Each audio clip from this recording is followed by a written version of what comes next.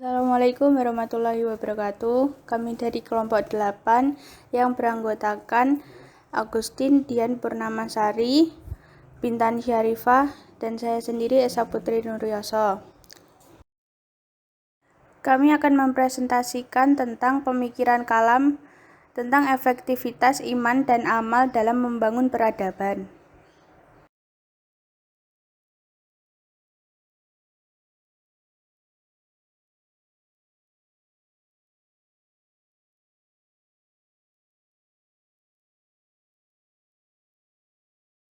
Biografi Malik bin Nabi.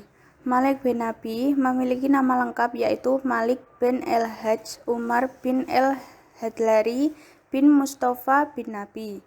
Ia dilahirkan di kota Konstantin, Aljazair pada 2 Januari 1905 Masehi. Malik bin Nabi sudah mengenal dua sistem pendidikan yang berbeda, yaitu Barat dan Islam tradisional. Setelah tamat sekolah menengah, beliau melanjutkan studinya ke Paris, Prancis. Di negeri ini, beliau berhasil mendapatkan gelar insinyur di bidang elektro pada 1935.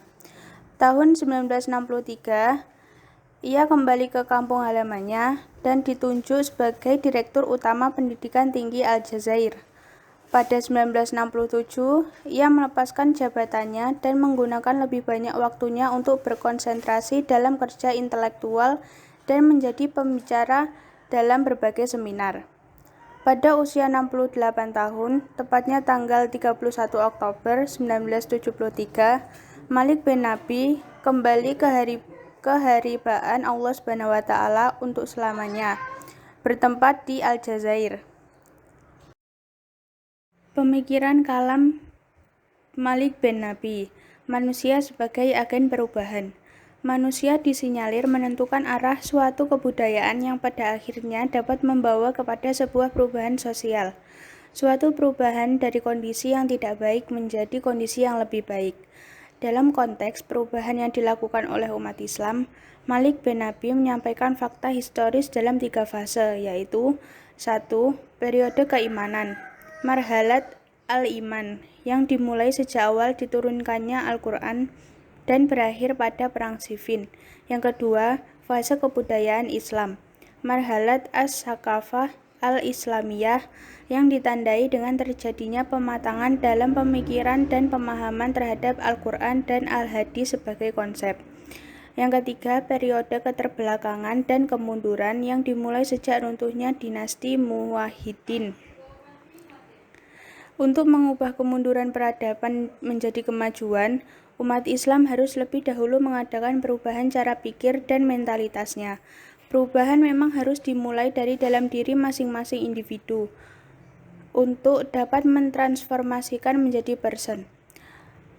Menurut Malik, person bukan sekedar individu yang memiliki kekhasan, tetapi merupakan individu yang lebih sempurna yang akan mampu memproduksi peradaban dan pada saat yang sama sekaligus sebagai produk perubahan itu sendiri. Baik, saya akan melanjutkan presentasi dari teman saya mengenai konsep pergerakan sejarah dari Malik bin Nabi. Menurut Malik, berbagai peristiwa dan pergerakan sejarah tidak lepas dari interaksi 3 alam penting, yaitu alam figur, alam pikiran, dan alam materi. Yang dimaksud dengan alam figur adalah nama yang menentukan kepada yang dinamainya. Seperti misalnya nama Salma, nama Wulan, dan sebagainya. Kemudian untuk alam pikiran, yaitu apa yang ada dalam pikiran kita. Sedangkan alam materi adalah apa saja yang ada di bumi ini, apa saja benda yang dapat kita lihat, seperti itu. Menurut Malik, upaya pengembangan dan pembangunan sebuah komunitas muslim bisa saja diilhami pemikiran komunitas lain, misalnya komunitas barat. Artinya, interaksi antara satu peradaban dengan peradaban lainnya justru akan mengembangkan kedua peradaban itu secara bersamaan. Peradaban itu tidak akan tercipta, maju, dan berkembang tanpa adanya interaksi positif antara umat manusia. Selanjutnya, memulihkan efektivitas keimanan. Di sini Malik bin Nabi mengajukan tawaran modifikasi bagi kesadaran dan cara berpikir serta kondisi sosial manusia melalui aktualisasi 4 nilai dasar kultur, yakni konstitusi moral, rasa keindahan, logika berkarya, dan teknik industri. Konstitusi moral yang ditawarkan oleh Malik bin Nabi berkaitan dengan kemampuan moralitas manusia dalam merespon perubahan kehidupan modern. Artinya, sesuai dengan tugasnya, konstitusi moral diharapkan mengikat bagian-bagian budaya sehingga satu sama lain dapat berjalin dan memberi karakter khas pada kebudayaannya. Pada zaman sekarang, teknologi menjadi semakin maju.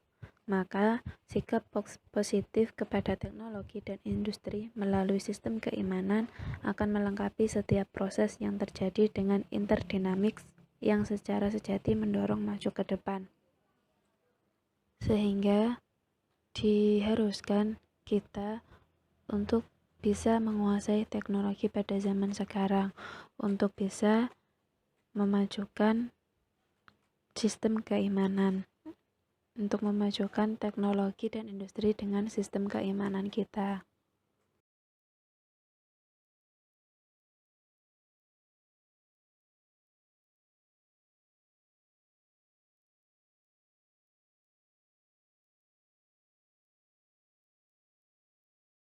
Selanjutnya mengenai Muhammad Abid Al-Jabiri. Muhammad Abid Al-Jabiri lahir pada tahun 1936 di Maroko. Al-Jabiri sempat mengenyam pendidikan dasarnya pada madrasah-madrasah Sufi, kemudian melanjutkan ke sekolah modern yang didirikan oleh Prancis. Al-Jabiri melanjutkan pendidikan strata 1 atau S1 pada Universitas Muhammad Al-Khamis Rabat dengan mengambil spesialis bidang filsafat umum. Pada tahun 1967, beliau memperoleh gelar magister dan gelar doktoralnya diperoleh dari universitas yang sama pada tahun 1970. Memasuki tahun 1990-an, Muhammad Abid Al-Jabiri mengembangkan paradigma baru yang sesuai dengan ajaran Islam dan kebutuhan hakiki umat Islam sendiri.